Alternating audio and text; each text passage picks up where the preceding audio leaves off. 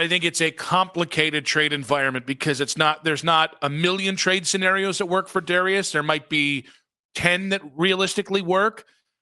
There's a part of me, though, that still thinks I don't think the Cavs really seem to have tried to engage the idea of trading Darius and what that actually would look like. I don't know. It's hard because like we just find out after the fact with everything, right? Like after the fact, we find out they were involved in Durant. After the fact, we find out that they were involved in DeAndre Ayton. It seems like they just move in silence, and so they give us the impression that they're not involved in anything. While then after the fact, we find out that they're involved in a lot. I mean, it is. I think we're right on track for the summer of almost. And that was my warning after the Durant thing of this feels like the thing that you leak. Like I like the Lonzo Ball trade. I mean, I originated it, but that took it for me, basically. Ethan Sands, too. Him second.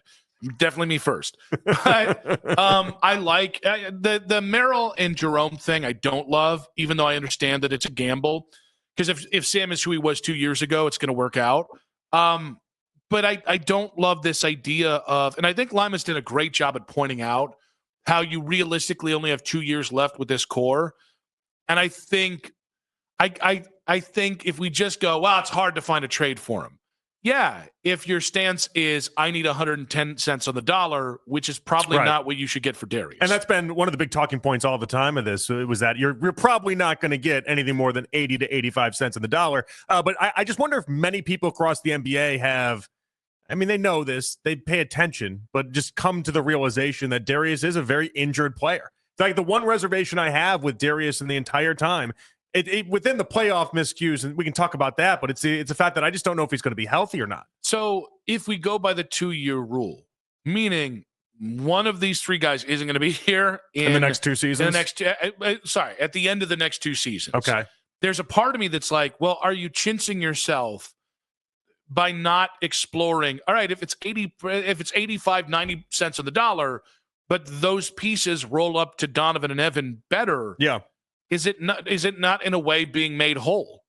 No, yeah, in many ways it is. I just do think it's interesting that we've kind of, and maybe not us, but I feel like the national media, it's not as if Darius gets brought up in trade discussions all the time. There was a stretch where it was like a month ago where it felt like it was, you'd hear like a rumor here and there, and maybe you'd have some connecting dots, like for instance, when the Magic were in play and looking for players before they got Desmond Bane, they was routinely linked to them. And then we had the Minnesota conversation, but it feels like all these conversations have just kind of dried up. And they have, but I also think going into the week of the draft, I said, if it's going to happen, I think it's got to happen now, because once free agency set, it gets even tougher and tougher to make things work. Mm-hmm. Like you look at Houston, you look at Miami. In Miami, the Darius Garland for Tyler Hero and Jaime Jaquez was an idea that I was really interested in.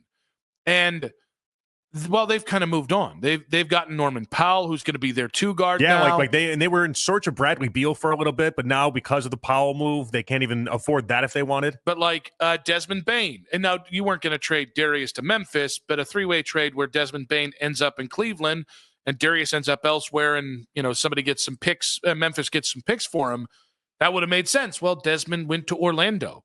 So those were the 2 trades that most interest me. So, yeah, I do think the well has dried up a little bit. But I think some of it might be some stubbornness by the Cavs. And they've earned the right to be stubborn.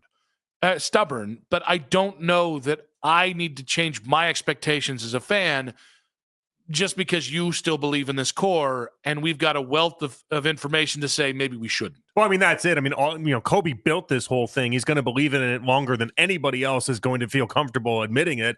It's just how long is he going to take this for? And can I tell you what I think is where this thing comes to fruition? Where's that? Is it the deadline next year? No, I actually think the thing comes to fruition is at some point you're going to be choosing between Darius and Donovan.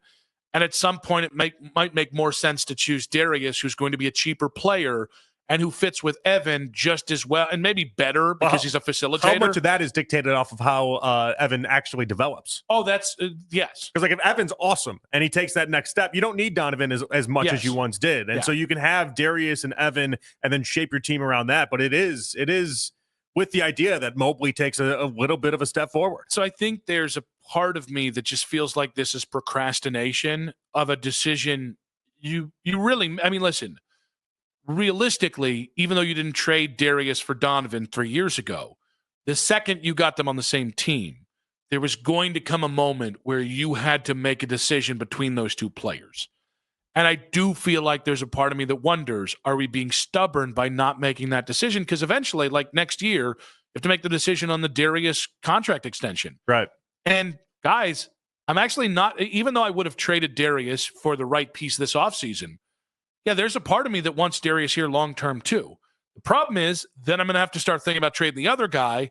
And so like the math just keeps mathing and the Cavs are like, nah, I'm more of a feels guy, right? Yeah, and to be fair to them at least, or at least their perspective of it, if they don't accomplish a ton this upcoming season, it's not as if Kobe Altman is all of a sudden going to be out of a job. Yeah. Like he can run this thing out and he can really take it as far as he needs to take it, which is interesting because it's just not, I don't think it's how a lot of us fans want to treat it, but Kobe really, if the bottom line is figuring out how long he can keep his job and stay employed, it's not in jeopardy this year. And in fairness, we probably shouldn't automatically go to the idea of, I just hiccuped on air. Don't That's worry. okay. It wasn't a burp though. Never admit that. But he's probably earned the right where we peel back some of the careerist criticisms that I've had and you've had because the things that he've done have not derailed this. Wait, you mean of Kobe or Kobe. you mean of, because I've defended Kobe, I think, more than most people. You have, especially for running it back this year. But I think, like, for me, I don't think he's just doing it from a careerist standpoint, which is what it felt like a year ago to me. But I also think he's being a little precious. And if your expectation is the Cavs are a really good regular season team and they probably top out somewhere between the divisional round and the Eastern Conference round, and you're fine with that, and I think Dan should be fine with that on some level. You're going to make a lot of money. It's going to be very successful. Cavs fans are going to be very happy.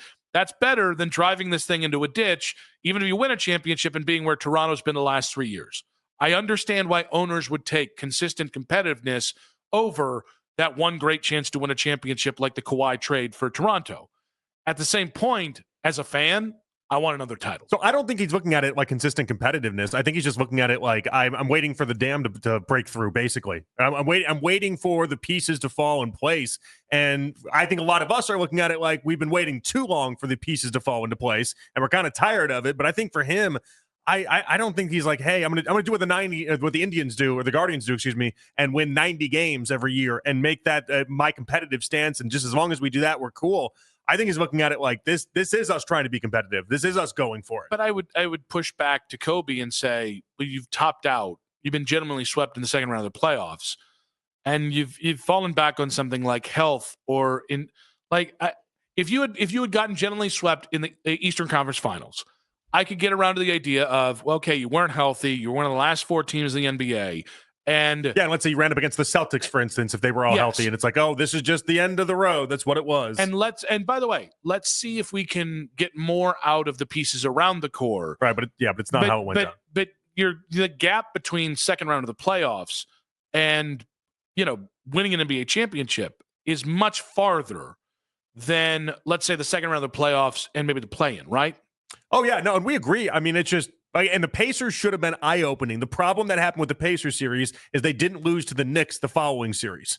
It should have been eye-opening. But then Halliburton all of a sudden started looking like a top 10 player in the league, and Carlisle started looking like a top 10 coach in the league, and they started looking like a much better team than what they were when the Cavs got bounced. Like, I think the perception around losing to the Pacers when it first happened versus when the season ended drastically different, and I don't think that's helping the Cavs. And, okay, so maybe what kills me about this is, as a fan, I'm always going to want you to chase the ring, make the big move, put them on the table. Yeah. Because at least you can say you tried. I think what kills me is I don't think there's ever been more of an element, and I don't want to say luck because that's a wrong word, but where there are so many different things that are impacting the title now and winning a title because of the wealth of talent spread across so many teams. That's part of the problem I have with the NBA at the moment, is that it feels like it's who the healthiest team is going to end up winning the title. Well, but it kills me that like the Cavs have like a 55.5 win total from Vegas right now, and I think they can do that. I just don't think they're going to win a championship next year. We should. Every team in the, like, if you are in the Cavs position, we should feel like we're in the catbird seat to win a championship. We should feel like we don't need LeBron, and I, as a Cavs fan, do not feel that way. Right. I feel like, oh, no, I'm going to go ahead and enjoy the hell of another great regular season, and then invariably, in some way, you're going to get bounced in the playoffs in a way that I'm not going to like. I'm happy that you're set up to at least enjoy the regular season. I don't know how I'm going to treat this regular season. I think I'll enjoy it, but I can't guarantee it. I might just be talking about the postseason the entire time. Well, see, this is assuming they win 55 or more games.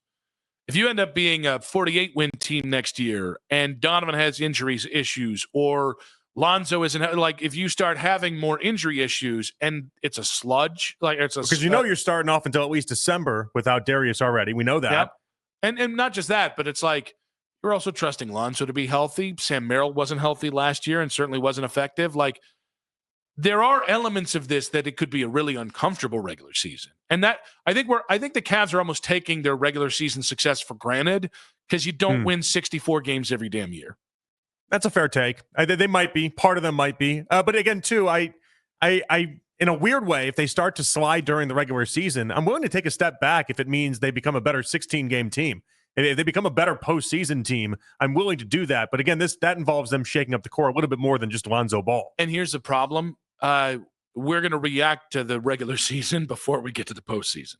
So if you're a 48-win team and you're a 5 seed, we're not going to. If you think we're not giving you a chance to win now, yeah, you're going to have to prove it every night of the NBA playoffs, which again is the thing they still haven't done. And some people do it too premature. Knicks fans, for instance, in January were writing that season off as they were a 500 team and they just looked like they were just going nowhere, and then they end up in a conference finals.